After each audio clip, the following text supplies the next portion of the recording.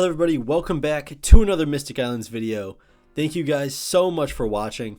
I really do appreciate it. You guys are the best. Today we're doing something a little bit different. We'll be looking at 5 more tips when creating your homemade trading card game. As I saw from the last time I did one of these videos, you guys clearly liked it.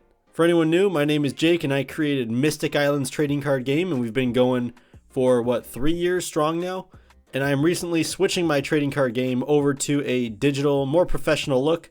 So I feel like I have a decent amount of experience. We're going to go from 1 to 5 in no particular order for 5 more tips for your homemade TCG. Here we go. For number 1, I have create a lore, and don't forget to create cards based on it. And even though I haven't made many lore videos on the channel, I think this is something that can definitely be fleshed out and is very fun for players that like the game to get more of the game. Having a lore for your TCG gives another layer to the world building that you are trying to create. And one of my favorite things to do is actually create a lore and create cards based on that lore. Personally, for my game, I did not create a lore to begin the game with, but after the first set, I got thinking deeply, and just the cards that I created started to inspire me to create actual characters, story behind those characters, and then those created other avenues for me to create more cards based on that lore. Obviously, I do need to release more lore videos for you guys. If you guys would want those, please let me know. But I think that is something that would definitely expand your TCG once you actually get the mechanics and all the basics running.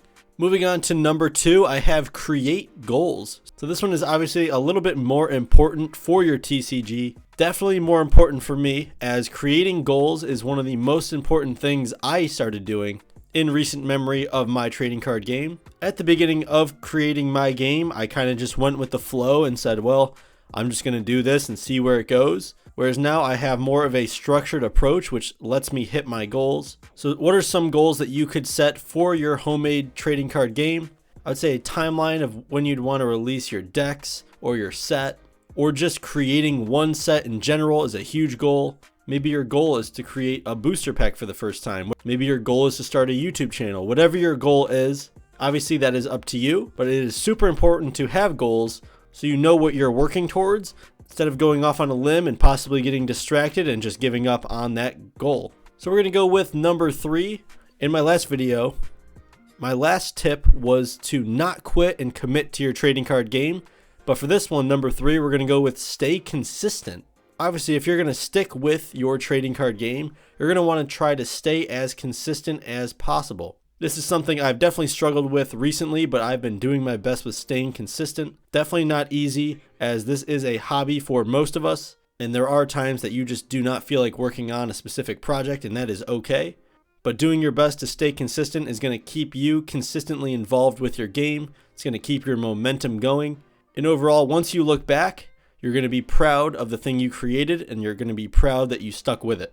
We're going to move on to number 4. Learn from your mistakes. This is one that a lot of people have asked me about in the HTCG community, in comments and Discord as well. What mistakes should I not make in a trading card game? What should I not do to ruin my game? And honestly, I don't know the answer to all of those questions. Obviously, some of these tips are guidelines for you, but every single game and every single person is different. And I'm going to say this right now, it is okay to make mistakes. Obviously, nobody is perfect, that's no surprise. Mistakes create the opportunity for us to improve.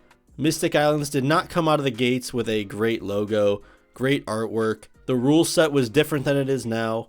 The visuals were different. The way I thought of making the cards and designing everything was different. Mystic Islands from set 1 to now mid-set 3 is a ginormous difference. And the fact that I made mistakes in the first and second sets of the game is going to set up set 3 for the best set so far. Obviously, hindsight is 20/20, so if I could go back and fix those things, I would have. But in the first place, I would have never figured out those mistakes unless I made those mistakes. So if you do make mistakes, do not get down on yourself if you make a card that is super overpowered and you have to ban it or something like that. Do not get discouraged. It is all a learning process. And at the end of the day, a homemade TCG is something that you want to enjoy. I personally enjoy the process of creating the card game and watching other people play, but depending on your outlook, if your trading card game is created just because this is how you want it to be, that is totally up to you. So as I said before, just learn from your mistakes. If you do make a mistake and you regret it, then just do not make that mistake in the future, and that is how we get better.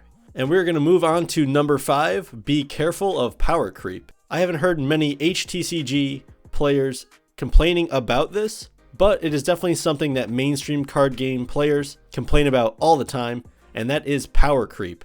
What is power creep? It's basically when cards that are newer, cards that get released newer, are just stronger in every way to cards that existed before.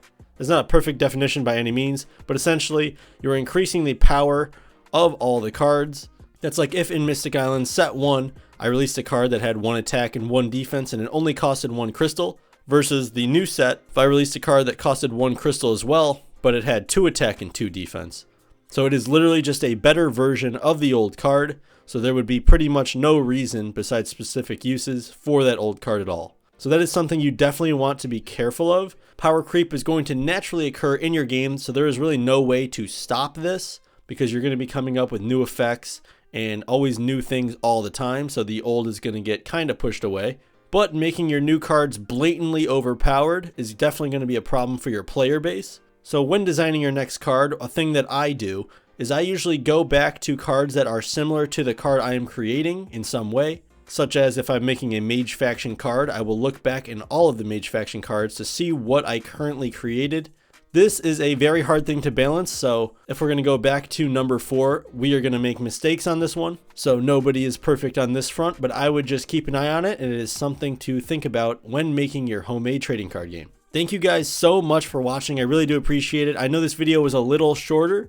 I will be showing off new cards probably in the next video, unless it is a gameplay video, which I know you guys definitely want. And just a reminder down below, we do have the Patreon, and follow us on Instagram. We're trying to grow the game there. And obviously the Patreon will help us pump out this set much faster, as all money that goes to the Patreon goes right into artwork for getting set 3 out. So obviously I do appreciate you guys so much. We're almost at 675 subs at this point, and that is crazy growth. Again, thank you guys so much for watching, and I'm going to see you guys in the next one. Peace.